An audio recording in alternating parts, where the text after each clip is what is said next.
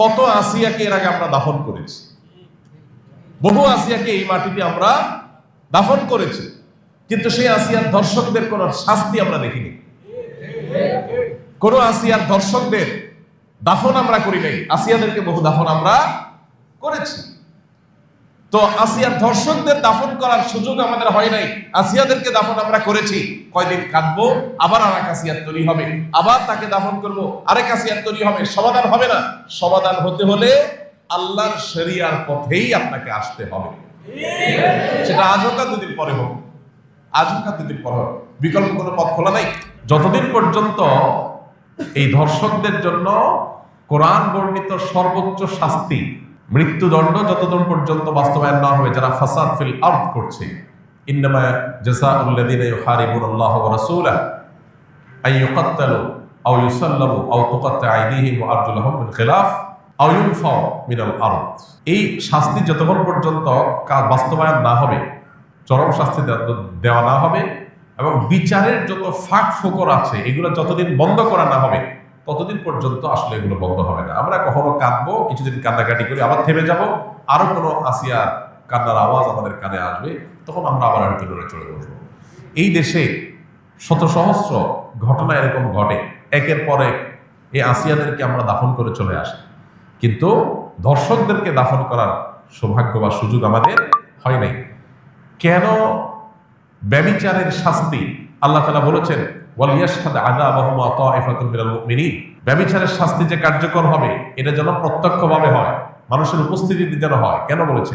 কারণ মাকাসিদুশ শরিয়া বা শরিয়ার উদ্দেশ্যই হলো মানুষের জীবন, সম্পদ, ঈমান, মানুষের পরিবার, এই সব কিছুর হেফাজত এবং সংরক্ষণ। এই জন্য শরিয়াত এসেছে। এই জন্য যেই অপরাধের শাস্তি প্রত্যক্ষ হলে সমাজ সোজা হয়ে যাবে, অপরাধীরা সোজা হয়ে যাবে, সেটাকে প্রত্যক্ষ করতে বলেছে শরীয়ত।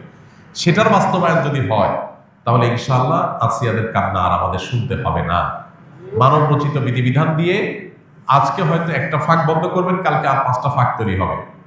চিরতরে ফাঁক বন্ধ করা সম্ভব হয় না। ফাঁক ফোকর জন্য বন্ধ করতে হয় যাতে করে অপরাধী কোনোভাবে পার না পায়, তাহলে আমাদেরকে অবশ্যই শরিয়া আইন বাস্তবায়ন করার দিকে যেতে হবে। কোন মুসলমান যদি শরিয়ার আইন বাস্তবায়ন না চায়, সে মুসলমানই না। আপনি যদি বলেন যে আমি শরিয়া চাই না, শরিয়া দ্বারা শাসিত হোক আমার দেশ বা আমি নিজে এটা চাই না, তাহলে আপনি নিজেকে মুসলমান দাবি করার কোনো নৈতিক অধিকার নাই। শরিয়া এটা শুধুমাত্র চুমু খাওয়ার জন্য আসে নাই। আপনি পারছেন না শরিয়া দ্বারা শাসিত হতে, অপরাধ বোধ আপনার মধ্যে আছে যে আমি পারতেছি না বা আমরা পারতেছি না, এটা একটা লেভেল পর্যন্ত চলে। কিন্তু আপনি চান না, পছন্দ করেন না, এটা চলে না। এটা মানে আপনি বিদ্রোহ করলেন, অস্বীকার করলেন, ঈমান থেকে খারিজ হওয়ার মতো বিষয়। এই জন্য ভাই, মানুষ, আমরা উন্নত পৃথিবীর উন্নত দেশগুলোতে জানি যে প্রচুর পরিমাণে সেখানে তাদের আপনার টেকনোলজিক্যাল সাপোর্ট আছে, তাদের কাছে অপরাধীদেরকে শনাক্ত করার 1000টা সিস্টেম আছে। কিন্তু যেই পরিমাণ ধর্ষণের ঘটনা এই সমস্ত দেশেও ঘটে, আপনি অনলাইনে একটু সার্চ দিলে দেখতে পাবেন যে কোনোভাবেই সেগুলো তারা থামাতে পারছে না। কর্মস্থল থেকে নিয়ে শিক্ষা প্রতিষ্ঠান পর্যন্ত কোনো জায়গায় তাদের নিরাপদ না। নারীর নিরাপত্তা নিশ্চিত করবার জন্য শুধুমাত্র ইসলামী শরিয়ার বাস্তবায়নই না, ইসলামী বিধিবিধান এবং ইসলামী যে লাইফস্টাইল সেটা ফলো করা জরুরি। আপনি পর্ন সাইটগুলো সব ওপেন রাখবেন, এই পর্ন সাইটগুলো সব ওপেন রেখে সমস্ত আজে বাজে আর্টিকেল, সমস্ত উপায় খোলা রাখবেন যেগুলো দিয়ে মানুষের মধ্যে যৌন আকাঙ্ক্ষা পশুত্ব জেগে উঠে। এরকম 1000টা রাস্তা খোলা রাখবেন। এই পশুত্ব জেগে ওঠার রাস্তাগুলো যখন খোলা রাখবেন স্বাধীনতার নাম দিয়া, তখন যার ভিতরে পশুত্ব জেগে উঠবে সে হাতের নাগালে কাছে যাকে পাবে তার উপরে সে ঝাঁপিয়ে পড়বে, তার পশুত্বকে সে চরিতার্থ করতে চাইবে। এই ধর্ষকের পশুত্বকে জাগিয়ে তোলার জন্য, এটাকে জাগ্রত করবার জন্য যে সমস্ত উপায়গুলো কাজ করছে সেগুলোতে আমাদের হাত দিতে হবে, সেগুলো থামাতে হবে। এত শব্দ সংবাদের মধ্যে একটা আনন্দের সংবাদ যে সরকারিভাবে সব পর্ন সাইটগুলো বন্ধ করার ডিসিশন হয়েছে, আমরা শুনেছি পত্র পত্রিকার মাধ্যমে। এটা একটা গুড নিউজ। এখন আপনি বিজ্ঞাপনী, বিলবোর্ড, বিনোদন, উপন্যাস, বিভিন্ন নামে অনবরত যৌন অভ্যন্তরা সৃষ্টি করবেন, যৌন আকাঙ্ক্ষা মানুষের মধ্যে জেগে উঠে, এটার জন্য 1000টা উপায় বের করবেন। এরপরে বলবেন সবাই নিজেকে নিয়ন্ত্রণ করা। এটা হাস্যকর। ইসলাম এই আইডিওলজিতে বিশ্বাসী না। ইসলাম বলে, আল্লাহ বলেছেন ওয়ালা তাকরাবুজ জিনা, তোমরা জেনার কাছেও যেও না, কারণ জেনার কাছে গেলে মানুষ জেনা থেকে ফিরে আসতে পারে না।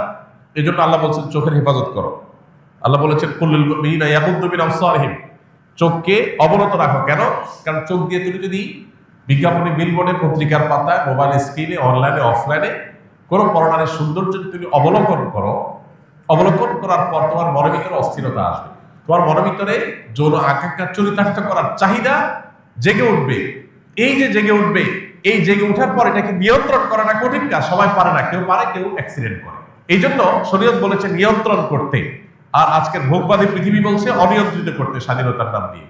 আপনি মানুষকে লাগামহীন করে দিবেন, আবার বলুন সবাই যার যার যাকে নিয়ন্ত্রণ করো।